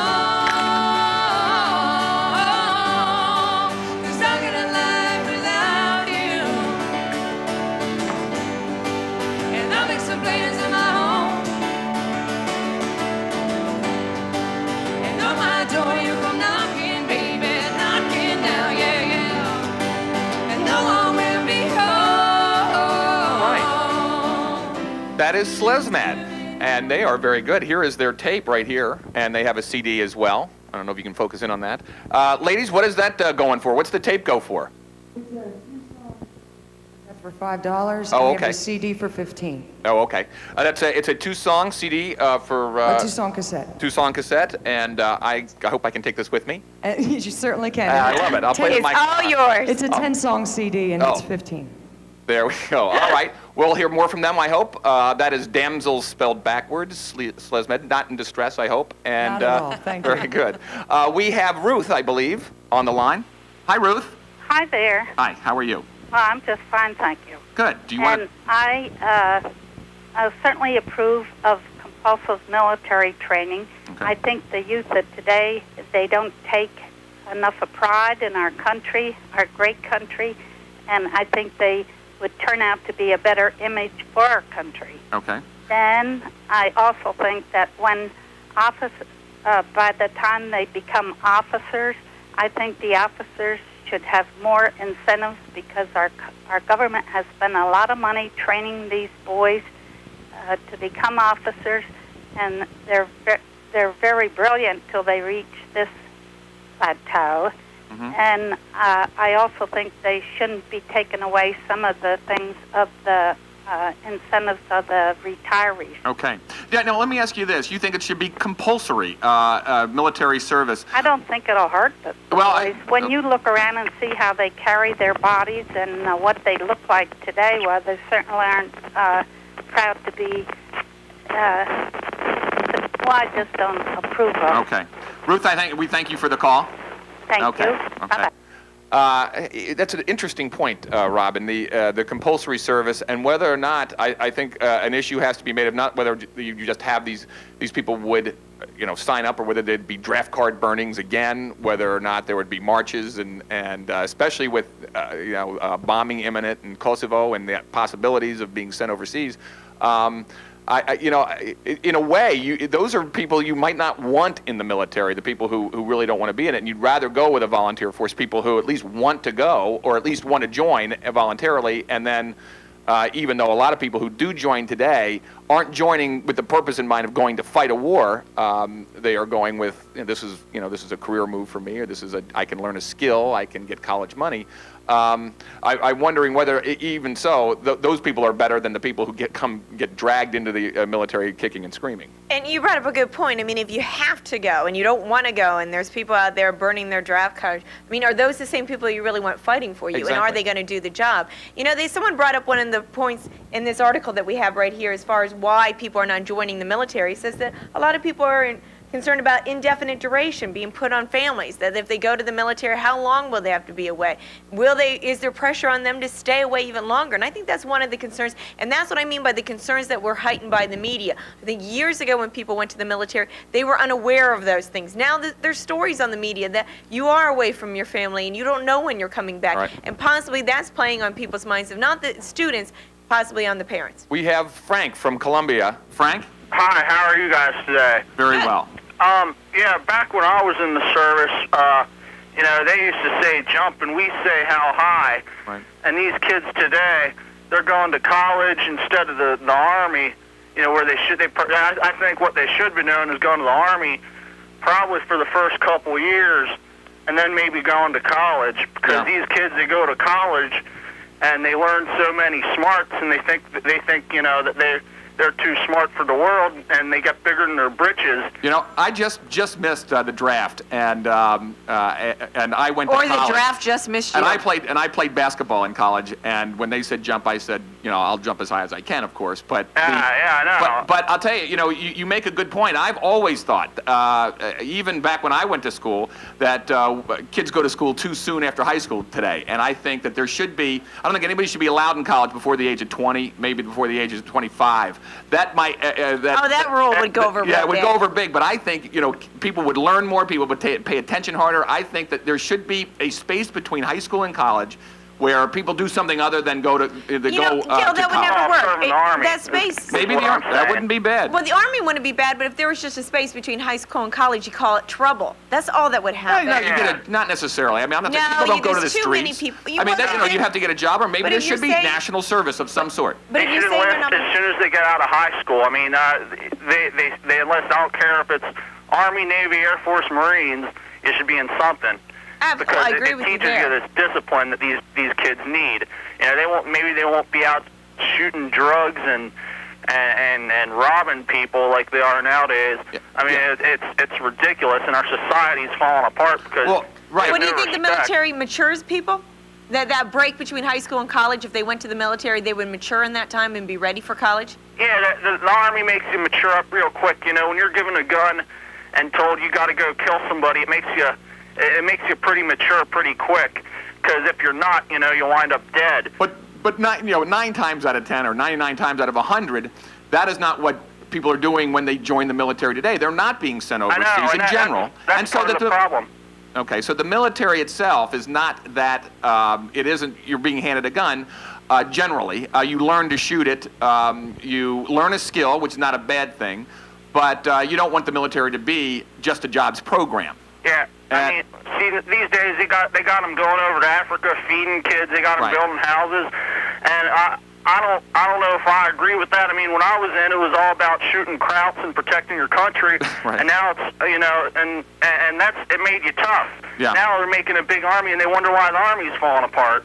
You make a good point. I have a tendency to agree with it. The military should be there to defend the country and to kill as many of the enemy as possible. And it shouldn't be there as a social agency to give jobs programs to women and men. Corps, that's right. We're that's the the War Peace Corps. Corps. You know what I'm saying? The War Corps is exactly right. Thanks for the calling. call. We have Joel on the phone. Hi, Joel. Hi. What would you like to talk about on Chat 24? Joe? Yeah, hi. Hi. This is a subject you're discussing, the United States Army. I was a member of the Army, World War II veteran. Right. And I think in my view, we should come back to the draft. I was drafted, but I was a voluntary draft. I went up there and told them I want to go ahead of my year of birth. So they obliged me. How old were you? 18. Okay. You think the draft would work now? You really think draft, people wouldn't protest? Whether it would work or not, only God knows, and He won't tell. Yeah. So we have to give it a shot. That's interesting. Because it would instill responsibility in our young men today and everything else. So I think that the biggest mistake is when we went to a volunteer army, or all the service. What would you say? What would you say about national service? A national service requirement where you could choose the military. I would settle for 2 years of a national service, but it has to be 2 years. Right. Because that way, like I say, the Army didn't teach me nothing. Like that man prior says, he taught me how to kill people. Right. And I'm not saying I did kill anybody, but I'm not saying I didn't either. But the point is that the thing they taught me in the Army didn't do me no good in civilian life. I had to, do whatever I did in civilian life on my own. But everybody had a job to do in the military, and I was quite proud of going. I have no regrets. Good. I was in the military police, but somebody had to do that too. That's right. Absolutely. Well, listen, we thank you for the call. We have a recruiter on the line. Right. Thanks for the call. Best wishes to him, Pam. He'll need it. Well, here, is this Eric? Hi, Eric. Thanks for calling us today on Chat 24. Yes, Why do you sir. think you're not getting the people? What it is you kind of touched on a little bit that kids don't know about us anymore. One thing the Air Force is finally this year is finally going to start spending money instead of going public service announcements, so we always did. But what the deal is, the economy is doing so good right now that parents are able to afford to send their kids to school, and the kids don't want to hear about the military. I'm going to be going back to my primary job of working on aircraft, which I love to do. I was a freshman in high school, and I've been in for 10 years now, but when I was a freshman in high school, I knew the Air Force is what I wanted to do. But there's not much sense of patriotism anymore. But do you think that Gil brought up a point that the military has become a little bit of a social program, that is a way, as a career, as a social program, they'll help you with your problems. Do you think they should go back to the commercials? And if you're going to educate these kids, your point is they don't know about the military, but if you're going to tell them about the military, they should know that it's a place where you carry a gun, you defend your country, you might have to kill people, and that's what it's all about. It's not a social program. It's not a social program. It's not about It's about defending your country, but it's not about carrying a weapon. I haven't actually shot a weapon in about 2 years now. I mean, the support, in the support forces, I don't know what percentage of the military actually are combat soldiers or find their way into combat. You should know this, right? Actually, in the Air Force, only about 4% are actually pilots, and you got to look at the percentage of that are actually the fighter pilots. And in the Air Force, we joke around and say we're the smartest branch. We send our officers to go fight. Right. So, but that's just being lighthearted. And that's in the Air Force. And then I don't know what the percentage is in the Army, but again, it would be much lower. The support forces are much larger than the actual combat forces and the combat soldiers. Yeah. And which makes sense. And so not everybody who joins the military should expect to be into combat, but a lot during hostilities will be sent overseas or have to be in support groups. And that's something that they can learn a trade doing. But it would seem to me that, again, in order to entice people to join, the money's got to be something. The benefits have to be decent. But on top, more than that, you have to play to their patriotism and play to their sense of this is service. And you don't get paid as much to do service for your country, but you should get the respect that you deserve as being in it. Oh yeah, definitely. Yeah. These days, when being a recruiter, you walk around, people are saying that the older generation, like the kids now in high school and earlier years in college, you don't see it as much, but you do see the respect people are giving you. Eric? Yeah. Can you stay on the line? We want to talk more about this, but we have to take a quick break here on Chat 24, so stay with us. All right. And we are going to go out with the sounds of Slezmad, and we'll be right back right here on Chat 24.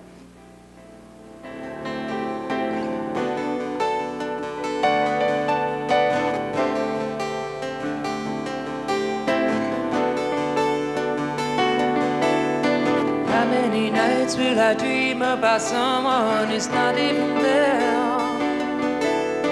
When will the lights in this darkness go on? When will somebody care? How can I live in a place that's always rearranging? How can I picture your face when mine's always changing?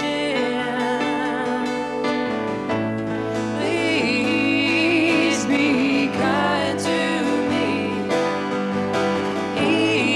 ease my mind for me, baby, we'll fly through shadows of light, baby, I'm asking for your love tonight.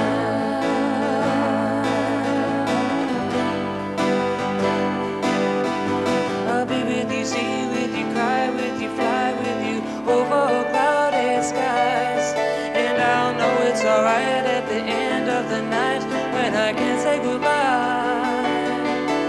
Be half of me, laugh with me, kiss me and miss me. You chose to trespass on the railroad tracks. This is the next 60 seconds of your life.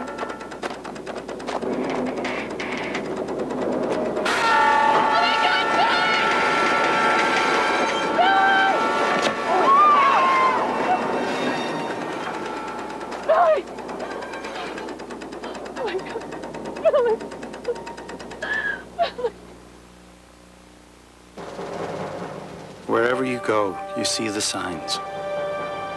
A new century is coming, and with it, 1,000 questions. Will there be peace? Will your family ever be in harm's way? Will a small town in Texas be hit with a hurricane? Will your daughter ever need a new kind of blood treatment? Will that nice man who hands you the paper ever need a hand to hold in a time of need? We have no crystal ball for the world that awaits. Just one promise. We'll be there. Whether it's in the eye of the storm, in your darkest hour,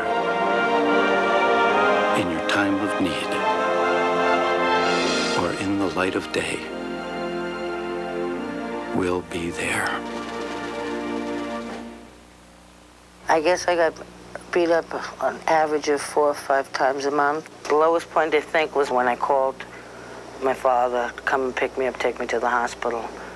I was on welfare when I left my husband. I needed financial help. I was not happy doing nothing. I was motivated to do more with my life. I wanted more. People tell me how lucky I am, and I always tell them, the harder I work, the luckier I get. We're not asking you to hire everyone on welfare, just one. Ease my mind for me, baby. We'll fly through shadows of light, baby. I'm asking for your love tonight, tonight.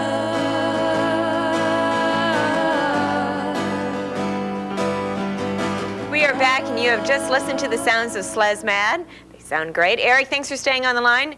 You are a recruiter, and you say it's getting tougher. What should they do? How do they go about getting the people to join the military? Education, I guess. Well, you say that, and I agree with you. I think it's education. But to agree with another point Gil brought up, has it become too feminine? Have they taken that machoism, the thing that got a lot of guys years ago to join the military, that macho thing that they're going to be this hero, this warrior? Is it out of it all? No. You think it's still there? Still there. There's plenty of Does jobs it need out to there be that can do promoted, that. though, then more? What was that? Does it need to be promoted in that way? Should these PSAs and these advertising and these commercials and everything else go in a new direction? I mean, one could say it's obviously not working, the commercial campaigns they have out there now. Well, I don't know how to go about that way, but it's definitely the draft, just by being, when I was recruiting, the draft will not work, as far as my opinion, because there are enough kids out there that don't want any part of the military. There's the parents out there. You try to talk to their talk to the kids, and they get on the phone. Who's this? Oh, it's the recruiter. It's the Air Force recruiter. You're like taboo. And yeah, they hang up on you. They cuss you out. They threaten to take you to the court for harassment. How often do you call? What was that? How often do you call if they're threatening you with going to court? Well, what it is all the services are calling. Okay. And what they do is they tell one service no, but they think of you as just one big lump. Well, I see. Right, Yeah, I see what I you're understand saying. that. But there's so many different incentives out there for the kids. And when I went through my school to learn how to be a recruiter, to learn what the different things that are offered there, it opened my eyes. It really did, to see how much we really are offered. Okay. And when you're hitting on social programs, it's not I don't look at it as on. You still there? Yeah. Yeah, we're still there. Okay. Maybe that's someone who wants to join. I don't look at it as a social call, but or as a social program. What it is opportunities for kids to do something with their lives when they have nothing. I was going to community college, didn't have anything, ran out of money for school, jobs weren't out there. I said, what do I want to do? So I went in. So I left for the service.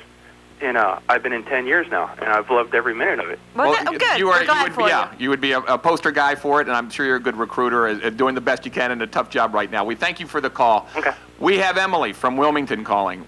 Emily, are you there? Hi, Emily. Yes, good morning. Good morning. Well, I think the draft should be reinstated. Okay. Because there's too many kids running wild and doing nothing, and at least they get some discipline. Emily, I have a question for you. Do you have any kids 16, 17 years old, or are you older than that? I'm 84 myself. Okay, well, if you did, would you really want a 16? See, this is my concern. I don't think that many parents would want their 16 or 17-year-old recruited. They wouldn't want them to be in the draft. My grandson will be 20 next month, and he's in college now, but he is seriously considering, he's had an offer for studies overseas. But here's the point. My husband put in 3.5 years in World War II in the Air Force. My son took a withdrawal from college to go in when he went to Vietnam. And he protected our dear president's butt by going in and saving his life when he was overseas recruiting against this country in England and in Russia. Okay. And to me, I think it's not only an honorable thing, and I'm very proud of both my husband and my son. And you definitely should be. So you think that's what we need right now? We need a draft. Yes. Of course, it wouldn't have mattered with your family. You didn't need a draft because they joined up on their own. They voluntarily went in. Yeah. And you should be proud of them. Thanks for calling us today, Emily. Yes, ma'am. Okay. Good luck. Thank you very much. Have a nice day. You too. Who do we have? Lewis. Hey, Lewis. Hi, Lewis. Thanks for calling us today. Again. Thank you. Hi, Yeah, Lewis. I think the draft is a good idea, number one. And number two, when I see on television that some of the service people are on food stamps, and that former recruiter was talking about all the good benefits that they have in the service, what they do is got to make it attractive financially for young guys to go in and to stay in. Let me tell you, when I come back in '54 from Korea, I landed, we docked in Seattle, and the only reason I got to fly home the next day is because I was stationed in New York State, and they paid me $330 that I used for a ticket. The guys that got stationed in Washington, Oregon, or California got like $27, and they had to wire home. They couldn't even borrow the money from the government. After being in Korea for 18 months, they couldn't get money to buy a plane ticket home. And then they wonder why people don't want to go into service. And I had good times in the service, but that's something that'll stick with me till the day I die, that these guys standing there and didn't have any money. What, are you saying that's what the young people know today? That they know that there's a level of I don't think they know what happened to me other than my children. But what I'm saying is, that's the stuff that they hear. That's what I'm saying. They're aware of that. You know, why go in there? You're struggling now. You're going to go in there, and you got to take orders and struggle too. Yeah. They got to make it attractive for these guys. Yeah. I totally agree with you. But I think really one of the things that does make something attractive is making it challenging. I think some of the, as you see for the Army, some of this you see for the Marines, that when you challenge somebody, say, "Can you do this? This is tough work. This is dramatic. You cut out for are you cut out for this?" I think that can be very challenging. Now, it's a lot of people are going to say, "Hell no, I don't want to do that." Well, but the ones that you want to do it, the ones that you want to appeal to, may be the ones that you get, and that's happening in some cases. I went in '51. And we had guys that went to universities after basic training. Right. I went to radio school. They sent them all over. It was no problem. And these guys got a heck of an education. Yeah. And today you don't hear none of that. Like he's right about, there's no advertising. But you got to give them something. You can't lower. I think that's what they're going to be doing, more advertising. But when you talk about the possibility of bringing back a draft, I cannot see any candidate running for president or any other office saying, "I'm going to run on the platform of we'll bring back a national service draft." That's just not going to sell. I don't think it'll sell either. But I think for me, I enlisted in the Air Force. Right. But for me, it was the best time because I didn't want to listen to anybody. 17 years old. But let me tell you, the first time you wake up in the morning and you're not clean shaven in the service, right, and they tell you to go back and shave with cold water, you'll remember the next morning to shave. It's funny how thanks for calling us people today. remember. Great to hear from you. And Thank you. It's when you're older that you remember the sternness of a great teacher or your experience in the military. You go back and remember it. It's not fun at the time, but it's something you remember fondly. That's right. And it's something that it's hard to teach a kid or tell a kid. So it's. Can I tell you one more little story? thing? Yeah.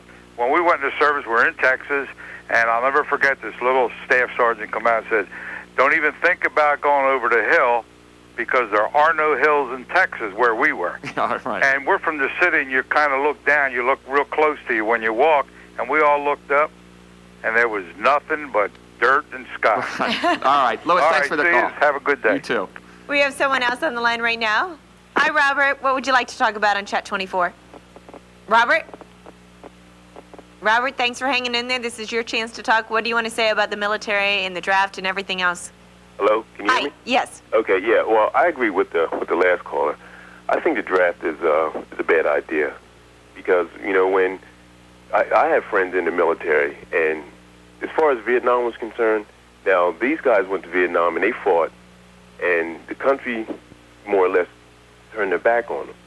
So why should you go into the military now when if the country's going to turn their back on it? Same with Desert Storm. These guys went to Desert Storm, they won. And then I have friends who were in Desert Storms. They're exposed to chemical weapons, and they're having serious, serious problems. And the government's saying, well, we don't know anything about it. There's nothing wrong with you. So you're saying that people today know too much that the government turned their back on people, and that's why they're not going? Exactly. Why should I go in, fight for go into the military, fight for the country? If I get my leg blown off or something happens to me, I come back home. They say, "Oh well, that's part of whatever." Well, maybe the government does need to change some of their ways, but you could also go on the idea that you are what you just said, your very own words. You're fighting for your country. That there's got to be some level of pride that you're doing something that a lot of people are not doing. Yeah, and you're going to what war. I'm saying, so if I should go fight for the country, then in turn the country should take care of me if something goes wrong. That's very true. Then that's valid. That's a valid point. But see, they're not doing that.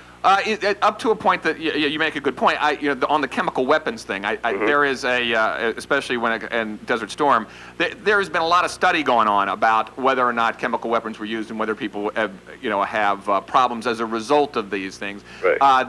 There is a lot of debate still going on that's being pushed as a possibility, but I, for one, am a little skeptical of it. I've read some stuff about that, and there are people who have problems that they assume have to do with chemical weapons, but it probably isn't that. We appreciate the call. Yeah, but it is. But why when you said I have a friend who went to Desert Storm. Right. He came back and told me that they were exposed to chemical weapons. He might not be in the position to know whether he was or well, not. How would he not know? He was there. He wouldn't know necessarily because those things, you don't see that stuff. You don't know. Okay, but that's my we're going to let point. you. My point is something was wrong, and the government is turning their back on it. Okay. So why should you go into the military? Thanks for the call. Thanks for the call. We are going to go to break, but we are going to be played out to break by Slesmed. They're the band that has been with us all day, and we'll hear them on the way out. We'll be back in 2 minutes. It makes the best seem more dear. Reminisce, wishing you could be here, and I hear your song on the radio. I remember how it made you smile so long ago, so long.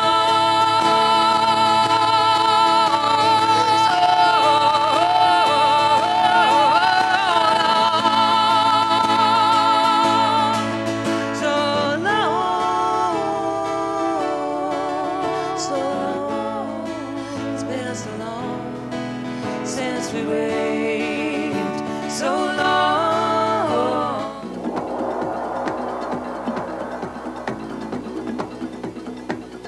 I'm Samuel Baycoot. As a Peace Corps volunteer in Ghana, West Africa, I help businesses start and grow. And here at home, I help my community grow. My Peace Corps experience has challenged me to find solutions and get results, and that's what business is all about. Peace Corps challenged my assumptions and broadened my perspectives. Through that experience, I now have a better understanding of who I am, what is important to me, what makes me tick. I'm Anissa Paulson, and I served as a Peace Corps volunteer in Momchilgrad, Bulgaria. In Washington, D.C., I work as a program coordinator for a literacy organization that works in the public schools. We bring adult reading partners into the schools to read to children. The Peace Corps experience taught me the value of community service, and it is now a lifelong commitment. I learned patience, confidence, and resourcefulness. Because of Peace Corps, I'm truly a better person. Peace Corps volunteers, changing the world, changing America. Every day you are faced with important decisions. Choose the right path, and your dreams for the future could all come true. Now you can discover what your future holds. You can lead a happier, more fulfilling life. All it takes is a simple phone call to the New Life Psychics. My whole life turned on my consultation, and my life has changed in many, many ways. I definitely would pick up the phone, and I feel that he helps me. Well, by talking to a psychic, you can get an impartial view of maybe a problem in your relationship or in business. I mean, I could sit here for an hour and tell you all the different things that have been told to me that no one would know, or predictions that have been made that have come true. They can help you in your future, help you get rid of the past. Call a psychic. There's no question about it. The New Life Psychics can be your personal and confidential guide to a brighter tomorrow. Call now for your free reading.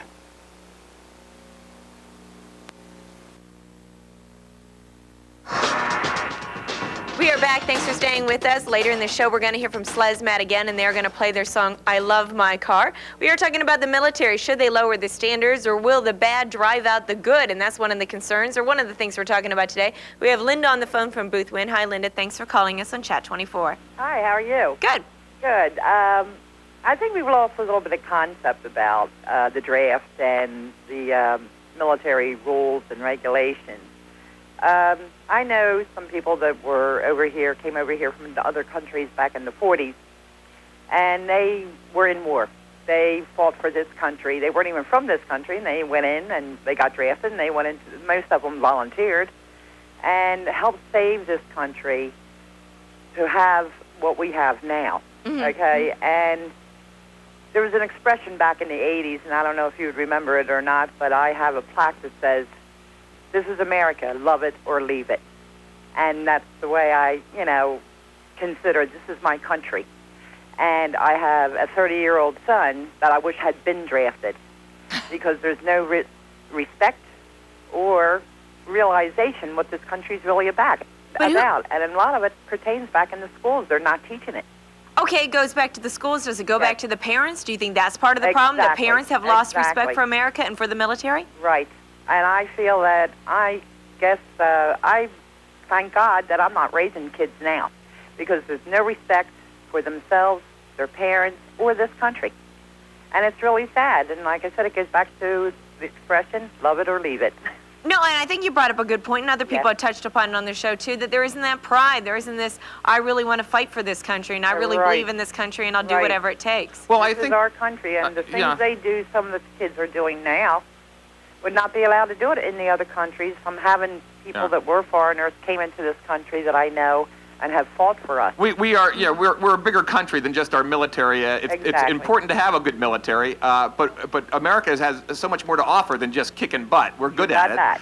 And we should be proud of it. One of the things that we've offered the world is on a new stamp. Thanks for calling. And it is, I threw it out there earlier in the show, but it is a Slinky. That great kid's toy from the 1940s that is now still popular. I think it's kind of funny that we would honor the Slinky with a stamp of its own. If anything, we should be putting a microchip on a stamp. That is what has changed the world and will continue to change the world. And you never know, Gil. We might go to a microchip. Here's SLESMAT, and we are going to listen to their song, Love My Car. They have a great CD. We have the CD, we have a tape, and we've been listening to them all day. They're absolutely wonderful, and their song is Love My Car.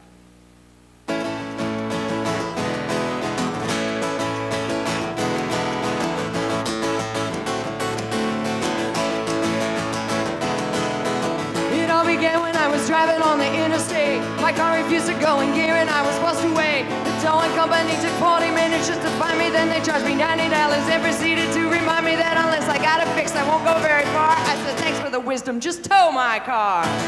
Don't you know that I love my car? You gotta know that I love my car. Well, I hit the dashboard, I love my car. And if anyone else say I love my car, well, it costs more than Nick said, then it doesn't fix it. I gotta keep saying I love my car, yeah.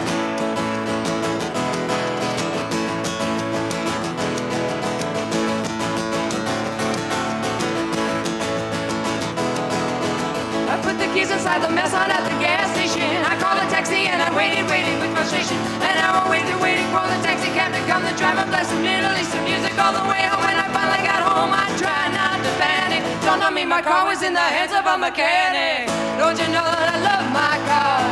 You gotta know that I love my car. Well, I bet that I love my car. And if anyone else say I love my car, well, it costs more than Nick said, then it doesn't fix it. I gotta keep saying I love my car. The mechanic's veins were blood, grease, testosterone.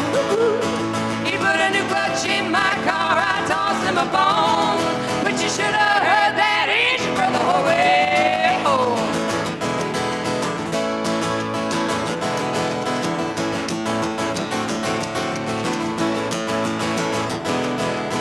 I'm driving down the road, it costs and then it dies. I threw it into neutral and I coasted half a mile to a gas station where I never was before. Saw a greasy whiskered man in apron, jumped it at the door. Saw a single clueless woman, I saw dollars in his eyes.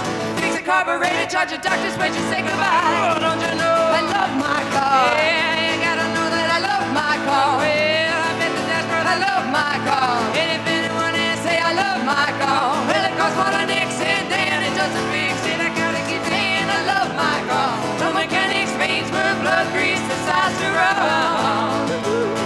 A carburetor in my car, I tossed him a bone. But you should have heard that engine burn the whole way home.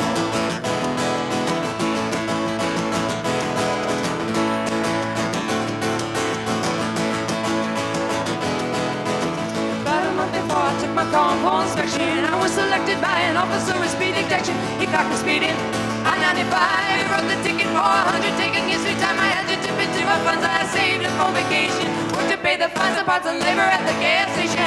Don't you know I love my car? Yeah, you gotta know that I love my car. Well, I bet the dashboard I love my car. And if anyone else say I love my car, well, it costs more than Nick said, then it doesn't fix it. It costs more to treat it, then it doesn't save it. It costs more to head check, then it doesn't fit it. Don't you know that I love my car? That's our latest single, Love My Car. Very good. They are great. Gil and I love that song. I hate Very my car. good. Very But good. We're I going to love have the to song, get I hate these my car. CDs. That was Slezmad, and they do have a CD out there, and they do have a tape, so if you'd like to listen more to Slezmad, they're absolutely wonderful. They've been here all morning putting on a great show. Our topic for today is, should the military lower their standards? I don't know if we have time to put the graphic up, but I think we can safely say that most people think the military shouldn't lower their standards. What surprised me throughout the show today, 5% said yes, they should. 95% said no way, the military should not lower their standards. But what did surprise me throughout the show today is how many people believe we should still have a draft. Yes, that is very interesting. Yeah. You know, it's funny though, if any politician heard us or watched the show today, they still want to support the draft. It's just not going to happen. Yeah, who needs the demonstration? Who needs the headaches? We have a volunteer army, and we will live with it, for better or for worse, until if somehow or not it's proven that we're going to be overrun by the Huns or something. Absolutely. I don't think that's going to happen either. And a lot of people said they just need a better PR firm or a better media campaign, a better way to actually advertise. Or a worse economy, and a worse economy. Yeah, the economy goes downhill, then people would join the military. One way or another, something has to change because they say they need more recruits for the military. Well, that'll do it for today's show. We are going to listen to the sounds of Slezmad, and after that, we are going to go to Mike Sigmund, who's at the Tri-State Media News headquarters, bringing us all the stories that are on the front page today. Be sure to join us right back here tomorrow. We are at the Media Inn. Be sure to join us right back here on Chat 24. Here is Slezmad.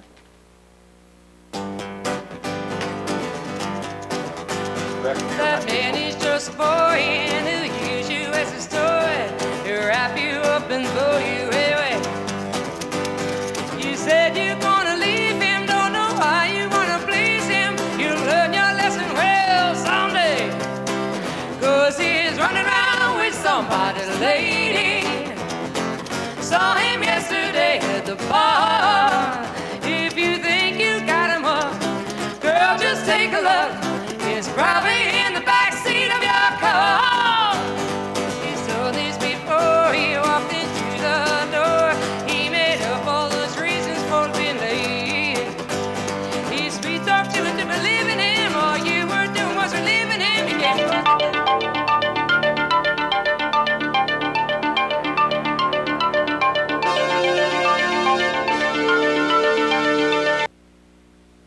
More U.S. military action in Iraq, but Kosovo operations are put on hold for now. Good morning with TSM News. I'm Mike Sigmund. More American bombs are being dropped on Iraq. U.S. military officials say a number of F-15 jets dropped close to a dozen precision-guided bombs today on Iraqi anti-aircraft and radar sites. The United States says the bombers fired in self-defense. Damage estimates on the ground were not yet available. The damage from an explosion in Allentown Friday night was devastating. 5 people killed, 14 injured, and $4 million in property damage from the blast at Concept Sciences. The explosion lit the sky and shook the town, and the building is just rubble this morning. Investigators have been on the scene all weekend, and they say it could take months before the cause of the blast is known. The deadline isn't months, but hours. In an effort to avoid airstrikes in Kosovo, Yugoslavia, U.S. Secretary of State Madeleine Albright has been working the phones trying to get the peace accord between the Serbian government and ethnic Albanians in Kosovo. Fighting continues, and NATO has threatened to launch airstrikes if the peace talks do not progress. With federal funds not arriving anytime soon, New Jersey Governor Christie Whitman says the state should pay for water filtration in Toms River. She is asking the legislature to spend $1.5 million to treat water in Dover Township, where trace amounts of plastics industry chemical waste were found in 2 wells. Meanwhile, 24 air pollutants in levels high enough to increase cancer are found in New Jersey's air. The Philadelphia Inquirer reports a federal study by the EPA that lists 24 cancer-causing air pollutants at levels that, quote, exceed cancer benchmarks in some parts of the state and 9 at excessive levels in every county. While New Jersey deals with pollution, Delaware wants to curb growth in southern New Castle County. Governor Tom Carper plans to withhold funding for improvements to roads, schools, sewers, and other infrastructure for new development. Plans to build more than 10,000 homes in southern New Castle County could be set aside. Governor Carper is also this week leading the winter meeting as chairman of the National Governors Association.